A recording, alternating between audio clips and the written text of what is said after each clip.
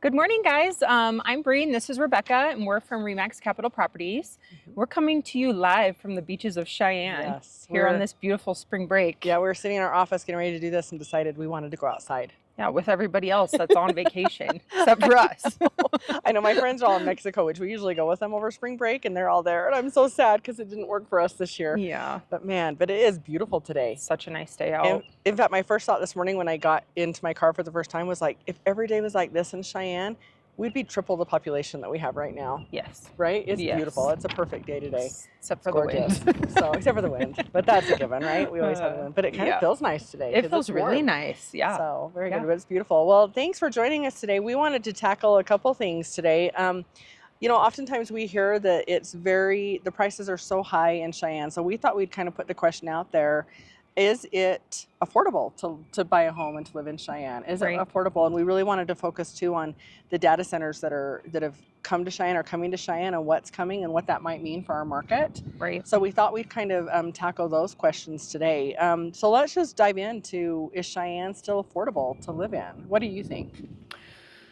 I think it depends on the perspective, who you're talking to. I think, you know, as me and you kind of were chatting earlier, like for anybody that has lived here for a long time, grown up here, just have kind of known the Cheyenne market. Yeah, the market does seem very high and not maybe necessarily affordable. Yeah, I agree. Well, and I think there's a lot of criticism too that it feels like maybe the prices are going higher and maybe the city itself, Cheyenne, isn't adding all that would come with those prices. Does that make sense? All maybe the amenities. The amenities, I mean, I hear that a lot. That why in the world would somebody pay that much to live here, right? Yep. And so why do people pay that much to live here? That's kind of a good question to ask. I know when I started selling homes 8 years ago, the median home price in Cheyenne was $280,000, and today we're at almost $500,000, right?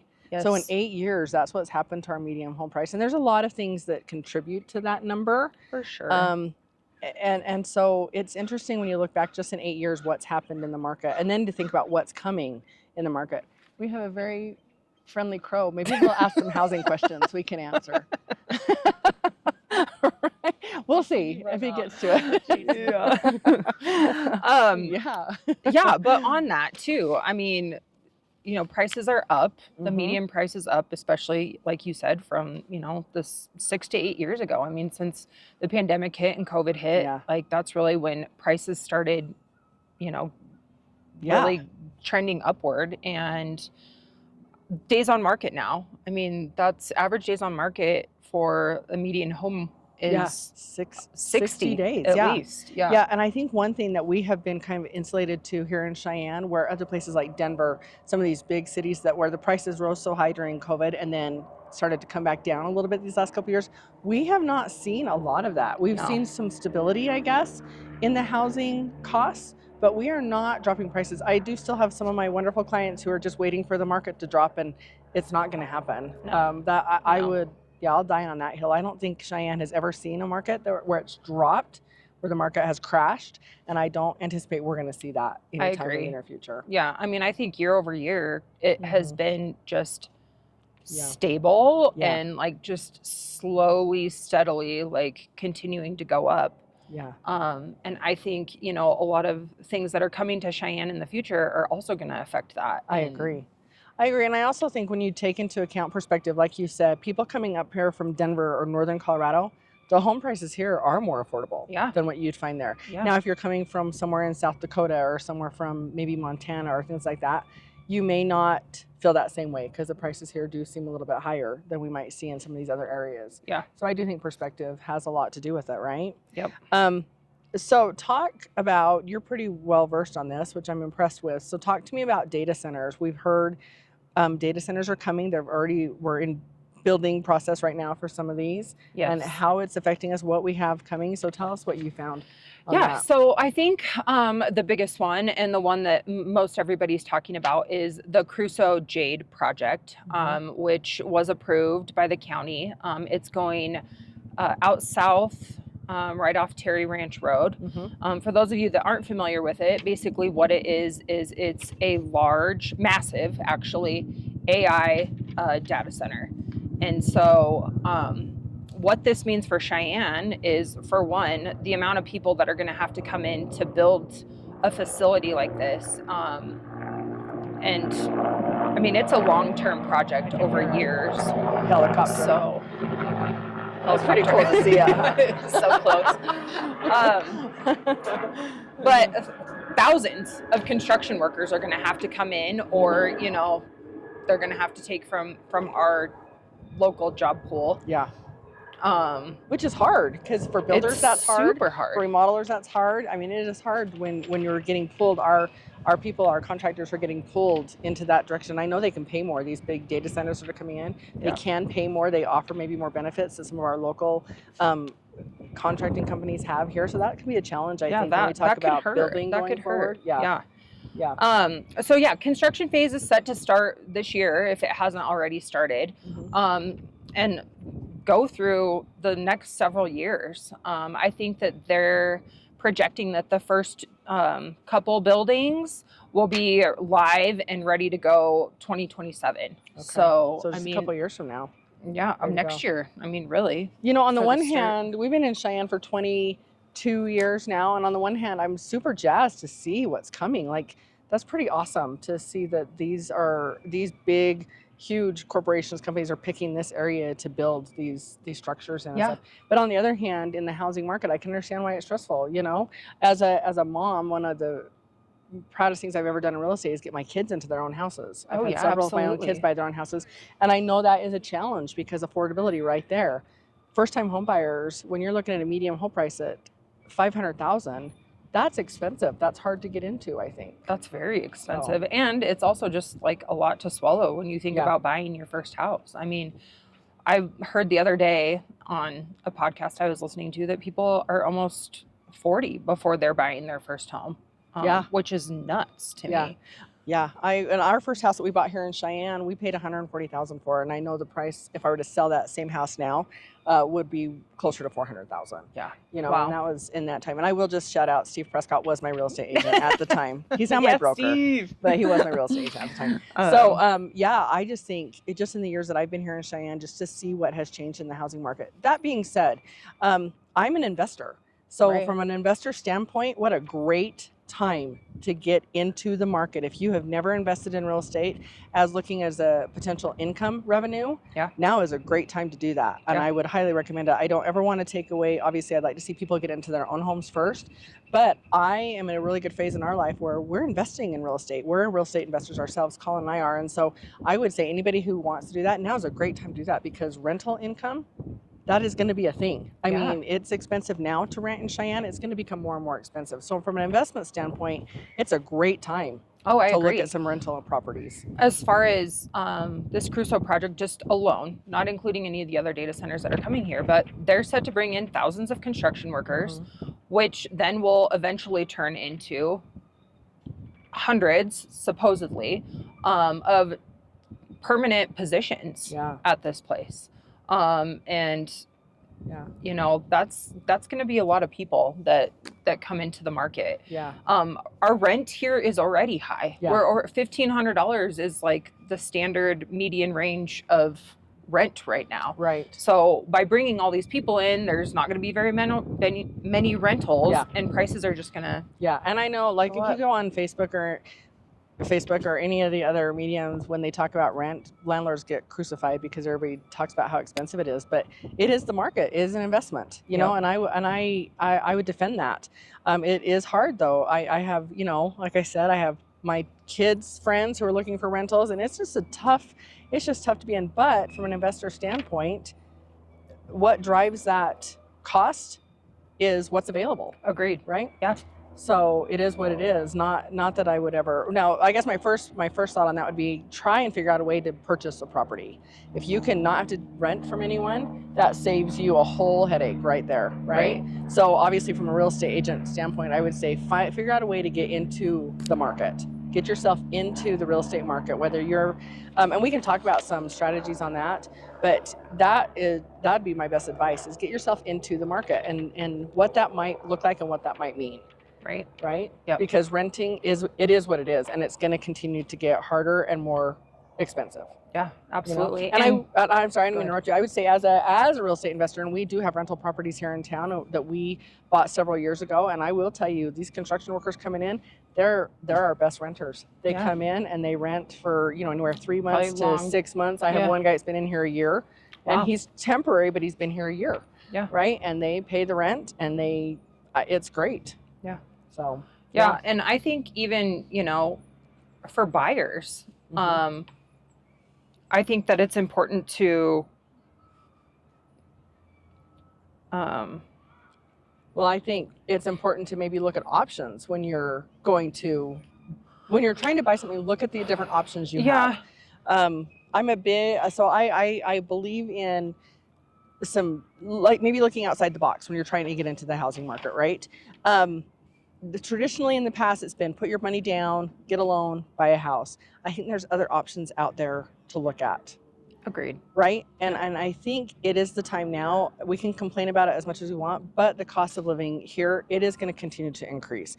I do hope, from a personal standpoint, someone who lives here in Cheyenne, that we start to see maybe some catch up on the infrastructure and some other opportunities that we have here for shopping. Some and of the restaurants and amenities, things like restaurants. that. Because these data centers are coming. We've got not only the one you talked about, but we've got, who all is here? We've got Meta data centers here. Yeah. We've got Microsoft. Yeah. Data. So it's happening, right? Yep. So I actually pulled up some creative financial strategies to get into the housing market, because I do believe it's possible. I don't think anyone should be eliminated from that. And so maybe some different ways on how you could do that. Okay. You guys have bought and sold homes before. How have you done it in the past? When you've bought a home, did you just go to your lender, put your money down? What have you guys done? Yes. I like when we bought our first home. I mean, that was all just such a big surprise. We were super young. I was 22 years old when I bought my first home. And that was in the 2008 market crash. Yeah. So, I mean, that was a different time for sure. Yeah. But my husband and I, I'm fortunate that he's so handy, have been able to, put a ton of sweat equity into our homes. So then to be able and turn around and sell them for, a lot more, and then just kind of work our way up that way. Yeah. But yeah, definitely always talking to a lender first and just kind of seeing what our options are. And then just also talking with each other about what our wants and needs are and what we see for our future and what smart decisions there are. And I think with all of this that's coming into Cheyenne, it's really important to consider your future and what that looks like for you guys, because, home prices aren't just going to skyrocket overnight, right? No. But there is going to be a gradual increase. So I think you're smarter doing it sooner than later, because, we don't know what the future holds here. And everything is trending upwards. So I think on average in Cheyenne, we see a 4% increase in equity year after year. That's also a 4% increase in how much a home is going to cost you year after year. Yeah. So now is the time to buy a house, right? Yep. So some of the ways I thought of, and there's the traditional go in, get a loan. Oh, our helicopter's back. There's the, save up and put your money down, and kudos to those people who are able to do that, right? Yeah. In fact, I was with some buyers yesterday. They're homeowners already, and they're looking at buying something else. And they told me yesterday that they just submitted their last house payment.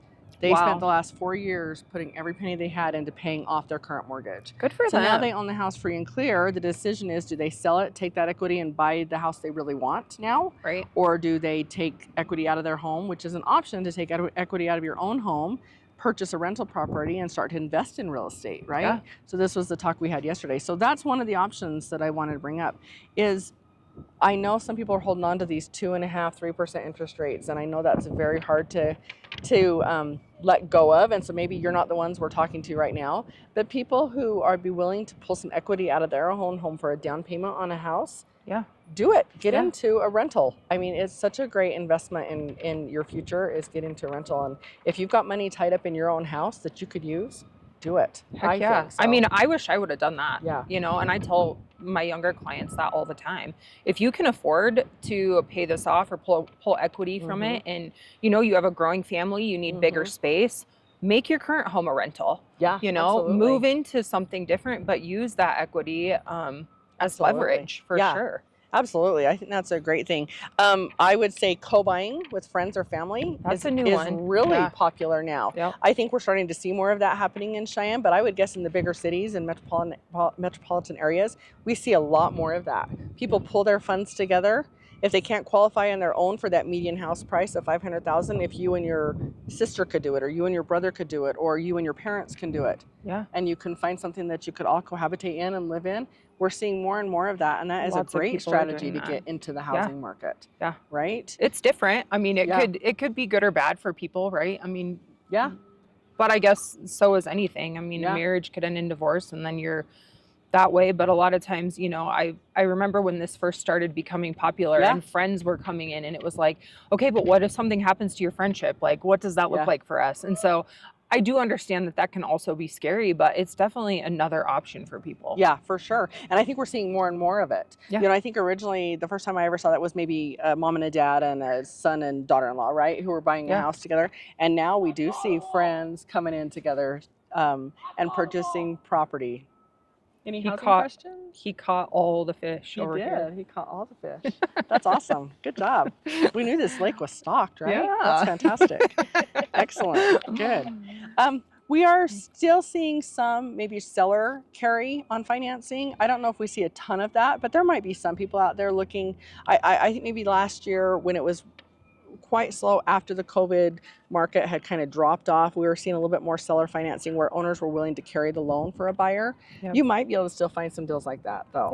Yeah. I don't have any sellers right now that would probably be on board with that, but not to say that they're not out there. No. So that is an option, right? Yeah. And I think investors maybe are a little bit more nervy to ask about that than regular home buyers, right? I agree. Yeah. I think investors find ways to get things done, and that might be one of the options they look at. Yeah. Yeah, and they go for that, and you know that's also a good question too, or a good thing to think about if you are selling. I mean, and didn't you just have a deal? I was just about to say I Yeah. just recently had a deal where we ended up doing seller financing, and you know it's still set to be completely closed and paid off within the next 3 to 4 months, so it's not a huge holdover, but my sellers weren't in a hurry, so it made it work. It made it work, so it worked out for them, and that was a smart decision for them. That's great. So, yeah.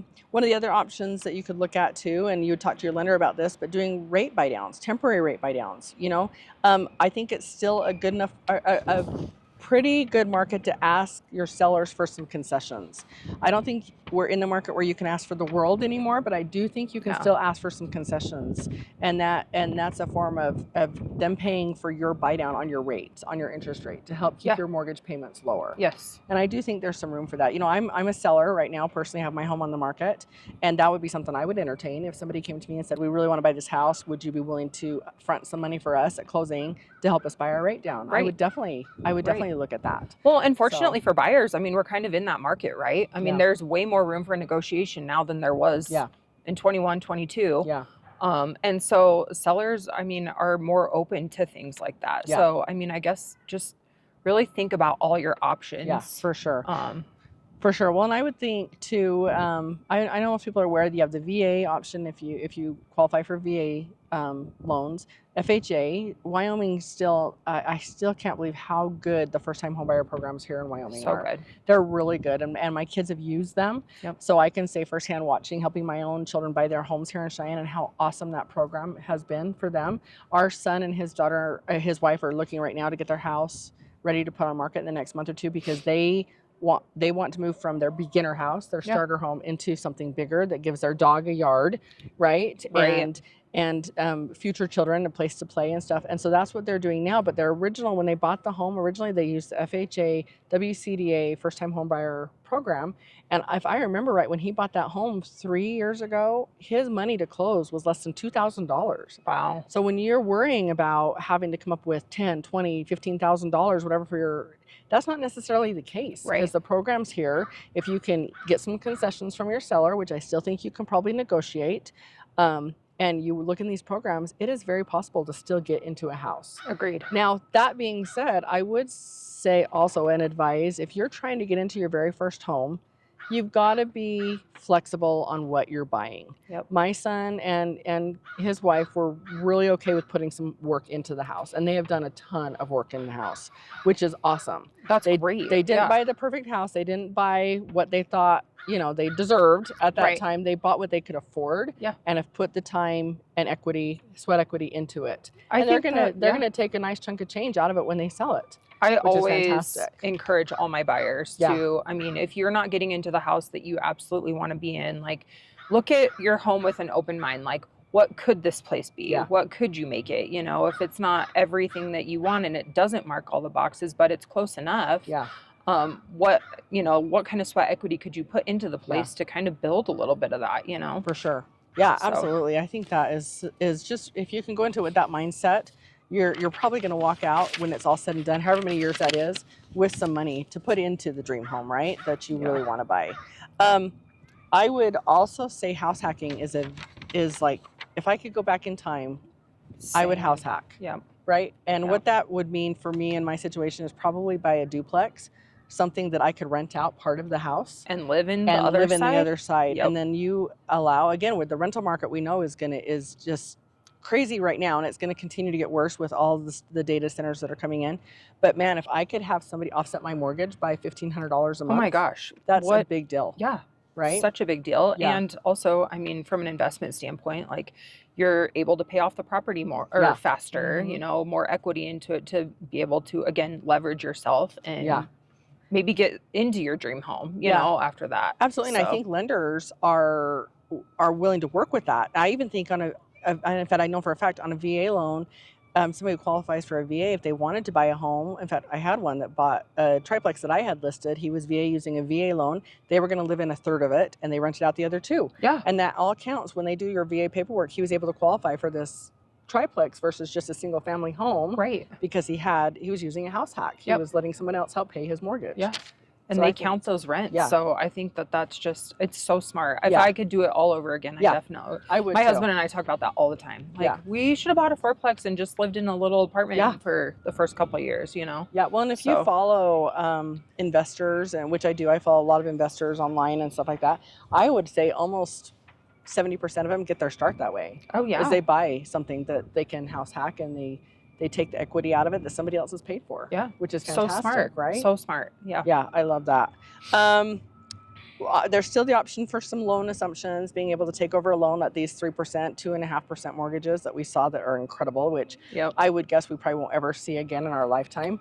I I could be wrong. doubt But I it, don't but think yeah. so, right? Yep. There's still an option there, I think, in some cases to be able to take over and assume a loan. But I just think there's a lot of opportunity still in Cheyenne with as expensive as it is, and we know it is expensive. I've seen Yeah. it firsthand, Right. how much it's changed in just 8 years. Right. So we know that, but there are so many options for buyers to look at in order to get into the housing market. Agreed. And I always really encourage people. I mean, why pay somebody else's rent when you could just pay your mortgage? I mean, Yeah. you're paying someone else's mortgage for them. Yeah. So I agree.